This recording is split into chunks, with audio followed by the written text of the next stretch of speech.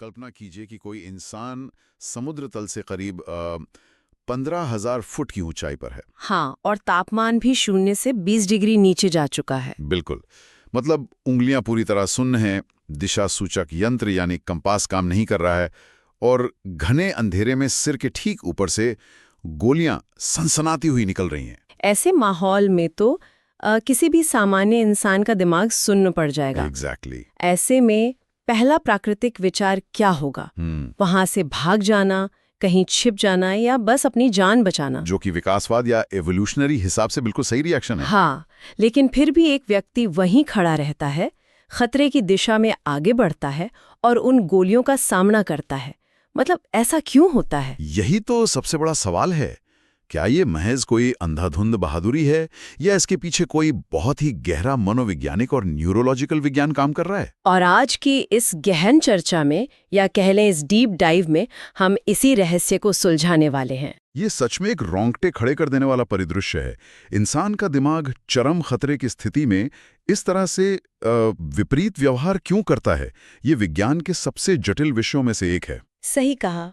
और इसी विषय को बहुत गहराई से समझने के लिए आज हमने जो स्रोत सामग्री चुनी है वो the heart of a true soldier नामक एक बेहद प्रभावशाली कहानी के अंश है। हाँ, अर्जुन की कहानी। बिल्कुल। ये कहानी अर्जुन नाम के एक साधारण से गांव के लड़के की यात्रा का दस्तावेज है, जो भारतीय सेना में शामिल होकर चरम सीमाओं का सामना करता है। एक बहुत ही प्रेरणादायक यात्रा है ये, है ना? लेकिन हमारा उद्देश्य यहाँ केवल इस कहानी के पन्ने पलटना या घटनाओं को एक टाइमलाइन की तरह सुनाना नहीं है। तो हमारा मुख्य फोकस क्या रहेगा? हमारा मिशन उस पूरी न्यूरोलॉजिकल और मनोवैज्ञानिक प्रक्रिया का विश्लेषण करना है जो मिट्टी से जुड़े एक साधारण इंसान को उस बर्फीली चोटी पर डटे रहने वाले एक अभेद्य रक्षक में बदल देती है। मतलब हम उसके दिमाग की वायरिंग को समझने की कोशिश करेंगे। एग्जैक्टली। पर हाँ, इस चर्चा में गहराई तक जाने से पहले एक बात स्पष्ट करना बहुत जरूरी है। जी बिल्कुल। हमारी स्रोत सामग्री में सीमा पार करने वाले आतंकवादियों और उस रात की मुठभेड़ का जो उल्लेख किया गया है, हम यहाँ केवल उन घटनाओं का निष्पक्ष रूप से वर्णन कर रहे हैं जो स्रोत में दर्ज है। ये स्पष्ट करना जरूरी है। हाँ, इस चर्चा का उद्देश्य किसी भी प्रकार का राजनीतिक पक्ष लेना या कोई विचारधारा थोपना बिल्कुल नहीं है। हमारा पूरा ध्यान विशुद्ध रूप से मानवीय व्यवहार, मस्तिष्क की कार्यप्रणाली और तनाव की स्थिति में लिए गए निर्णयों को समझने पर केंद्रित रहेगा। और ये तटस्थता किसी भी विश्लेषणात्मक चर्चा के लिए बहुत आवश्यक है। मतलब जब हम घटनाओं से राजनीतिक या वैचारिक परतों को हटा देते हैं, तभी हम इंसान के सर्वाइवल मैकेनिज्म और उसके फैसलों के पीछे के असली विज्ञान को समझ पाते हैं। बिल्कुल सही कहा। चलिए इसे थोड़ा विस्तार से समझते हैं। हम उस फाउंडेशन या नींव से शुरू करते हैं जहां से ये सब शुरू होता है, यानी अर्जुन की पृष्ठभूमि, जो कि बहुत ही साधारण है। हाँ, वो एक बहुत ही छोटे और संसाधन विहीन गांव से आता है। पिता ही किसान हैं जो हमेशा मौसम की अनिश्चितताओं से जूझते रहते हैं। और माँ घर संभालती हैं। हाँ, और परिवार की आर्थिक स्थिति लगातार संघर्षपूर्ण रहती है। लेकिन इसके बावजूद बचपन से ही अर्जुन सेना में जाने के और देश सेवा के सपने देखता है। यहाँ जो बात सबसे अधिक आकर्षित करती है वो ये है कि सीमित संसाधन अक्सर व्यक्ति के भीतर असीमित दृढ़ संकल्प को जन्म देते हैं। इसी पर मैं आ रही थी।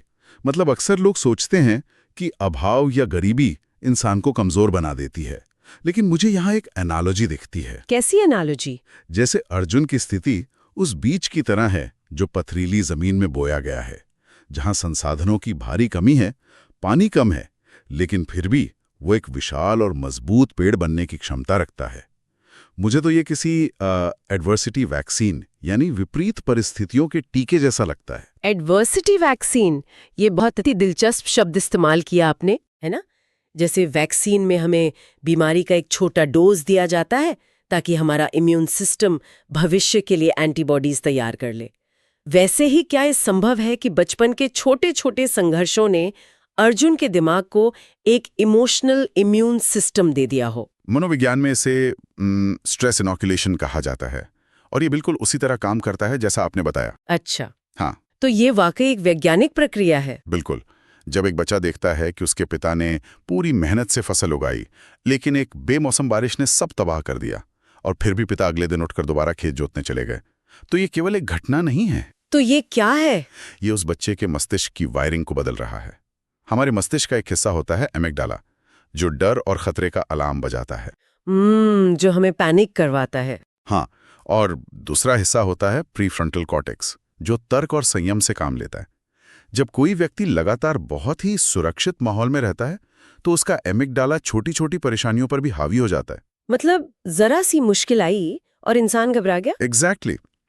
लेकिन अर्जुन जैसे माहौल में पले बढ़े व्यक्ति का प्रीफ्रंटल कॉर्टेक्स रोजमर्रा के तनावों को झेलते हुए इतना मजबूत हो जाता है कि वो एमिगडाला के पैनिक सिग्नल को शांत करना सीख जाता है। अरे वाह, ये नजरिया तो पूरी तस्वीर को ही बदल देता है। बचपन से ही सेना में भर्ती होने की ठान लेना, ये उसी मानसिक स्पष्टता का परिणाम है जो अक्सर कठिन परिस्थितियों से उभरती है। इसका मतलब है कि वो जो गांव की धूल और खेतों की मेहनत थी, वो महज एक कहानी का बैकग्राउंड नहीं है, बल्कि वो उसकी पहली मनोवैज्ञानिक ट्रेनिंग थी। बिल्कुल, जिसने उसके दिमाग को आगे के तूफानों के लिए तैयार किया। लेकिन फिर भी मुझे यहाँ एक बहुत बड़ा गैप नजर आता है। कैसा गैप?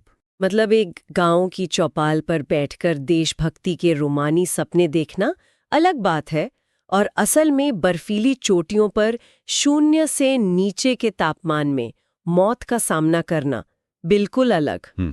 इन दोनों के बीच जमीन आसमान का अंतर है। हाँ, ये तो है। केवल बचपन की कठिनाइयां किसी को उस जानलेवा वास्तविकता के लिए तैयार नहीं कर सकती। मेरा मतलब है, जब मौत सामने से आ रही हो तो दिमाग तो घबराएगा ही ना। ये एक बहुत ही तार्किक संदेह है, और यहीं से मिलिट्री कंडीशनिंग या सैन्य प्रशिक्षण का असली विज्ञान शुरू होता है। तो ट्रेनिंग में ऐसा क्या होता है जो इंसान को इतना बदल देता है? जब अर्जुन सेना में भर्ती होता है और उसकी पोस्टिंग उन बर्फीली पहाड़ियों पर होती है, तो ये केवल भौगोलिक बदलाव नहीं है। ये एक इंसान के भीतर के आदिम फ्लाइट और फाइट रिस्पॉन्स को हमेशा के लिए बदलने की प्रक्रिया है। लेकिन उस प्राकृतिक रिस्पॉन्स को कैसे बदला जा सकता है? विकासवाद ने तो हमें यही सिखाया है कि आग या खतरे से दूर भागो। आप किसी के दिमाग को खतरे की दिशा में दौड़ना कैसे सिखा सकते हैं? यही तो ट्रेनिंग का कमाल है। मैं मान सकती हूँ कि भारी बैकपैक लेकर दौड़ने से शरीर मजबूत होता है, लेकिन जब कान के पास से गोली गुजरती है तो कोई भी कसरत उस डर को कम नहीं कर सकती। ये सच है कि आप डर को केवल शारीरिक कसरत से नहीं मिटा सकते। इसीलिए ट्रेनिंग का एक बहुत बड़ा हिस्सा न्यूरोप्लास्टिसिटी पर निर्भर करता है। न्यूरोप्लास्टिसिटी, इसे थोड़ा आसान भाषा में समझाएंगे? जरूर। प्रशिक्षण के दौरान सैनिकों को बार बार कृत्रिम रूप से अत्यधिक तनावपूर्ण और खतरनाक स्थितियों में डाला जाता है। उन्हें थकाया जाता है, भूखा रखा जाता है, और फिर उनसे जटिल निर्णय लेने को कहा जाता है, ताकि उनका दिमाग उस चरम तनाव का आदी हो जाए। ठीक कहा। जब एमिगडाला बार बार खतरे का सिग्नल भेजता है और सैनिक भागने के बजाय अपनी ट्रेनिंग के अनुसार एक्शन लेता है, तो दिमाग में नए न्यूरल पाथवे बनते हैं। मतलब दिमाग की नई वायरिंग हो जाती है। बिल्कुल। धीरे धीरे वो जो प्राकृतिक भाग जाने का अलार्म है, वो कमजोर पड़ने लगता है, और उसकी जगह सामना करने का तर्कसंगत निर्णय हावी हो जाता है। तो बर्फीली चोटियों पर अर्जुन का डटे रहना केवल उसकी इच्छा शक्ति का परिणाम नहीं है, ये उसके दिमाग की उस नई वायरिंग का नतीजा है। हाँ, ये वो चरण है जहां एक साधारण नागरिक पूरी तरह से एक रक्षक में बदल जाता है। यहाँ बात सच में बहुत दिलचस्प हो जाती है, क्योंकि ये हमें कहानी के सबसे चरम बिंदु यानी द क्रूसिबल की ओर ले जाता है। वो अंधेरी रात का मिशन। हाँ, स्रोत के अनुसार उस कड़ाके की ठंड और घने अंधेरे में खबर आती है कि आतंकवादी सीमा पार करने की कोशिश कर रहे हैं, और अर्जुन और उसकी टीम तुरंत निकल पड़ते हैं। बिल्कुल। और आगे जो मुठभेड़ होती है वो एक भयंकर अराजकता या ख्योस है। कोई रोशनी नहीं, चारों तरफ मौत का साया।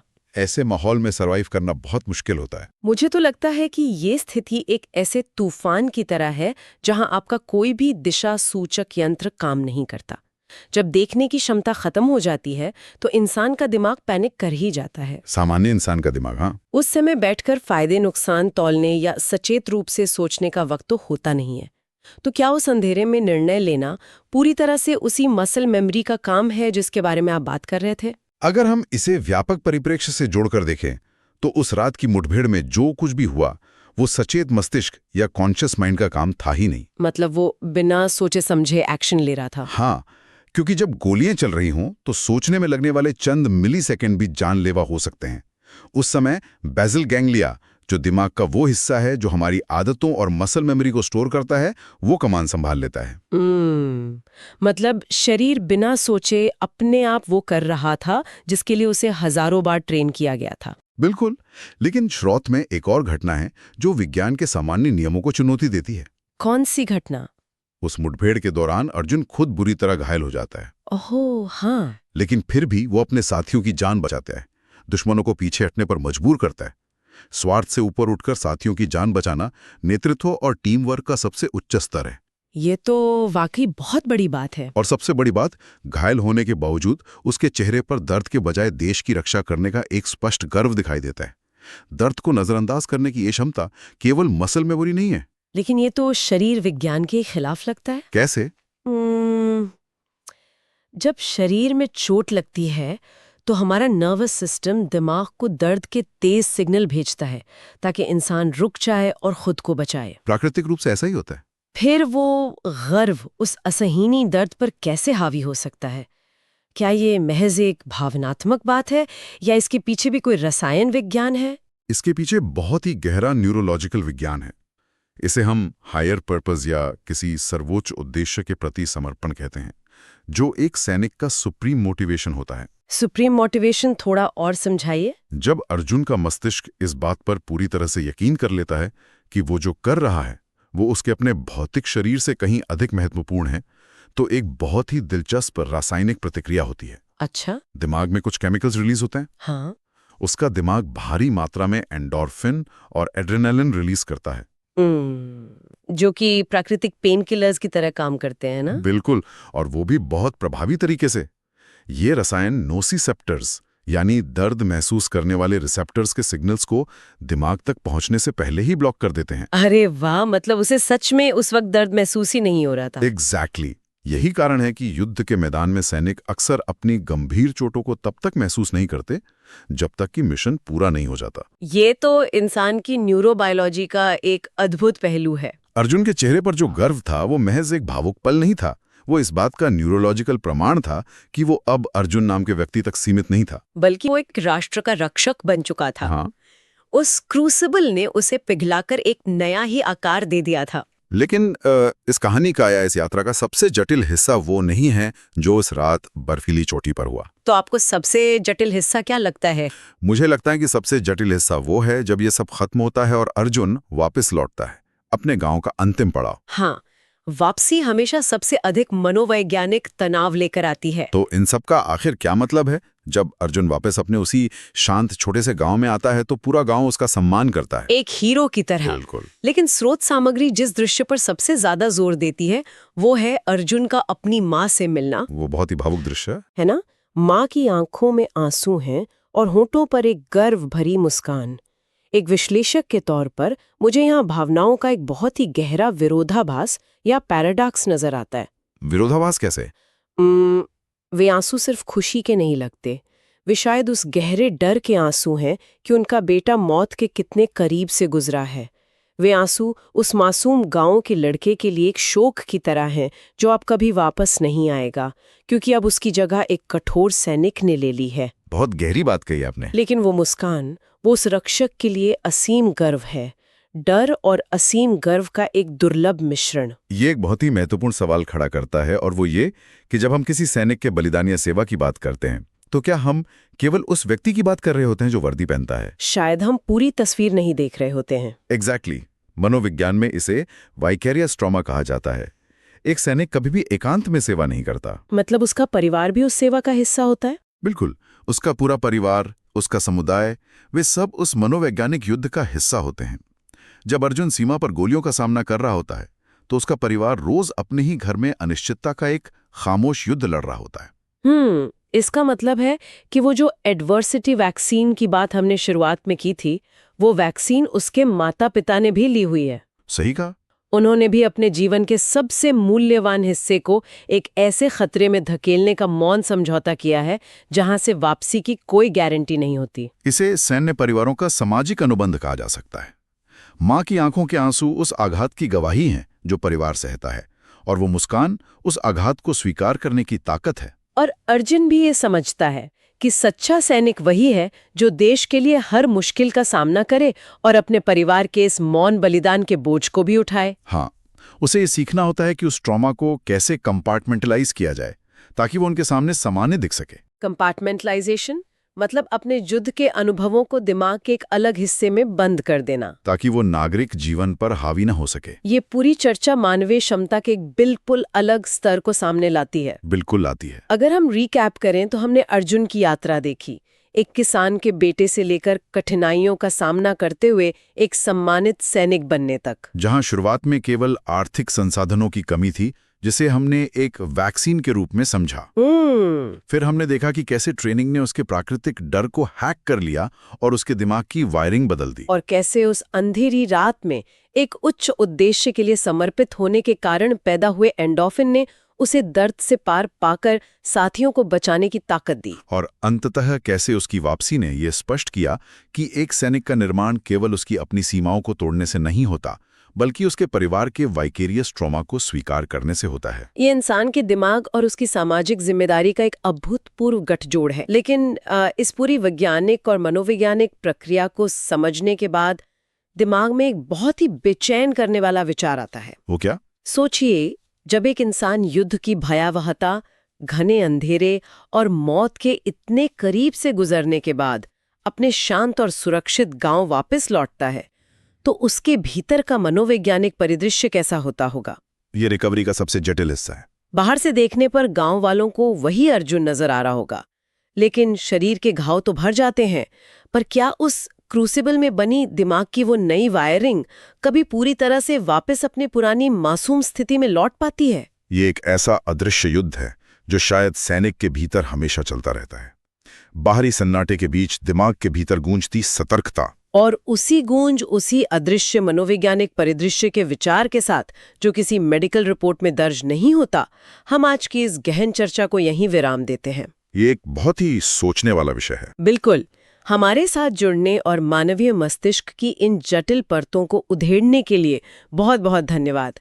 हम भविष्य में भी ऐसी ही कई अन्य ज्ञानवर्धक चर्चाओं के साथ लौटेंगे, जहां हम सतह से बहुत नीचे जाकर असल कहानियों के पीछे के विज्ञान को समझने की कोशिश करेंगे। मुझे भी इस चर्चा का हिस्सा बनकर बहुत अच्छा लगा। तब तक के लिए अपने आसपास की दुनिया को एक नई नज़र से देखने का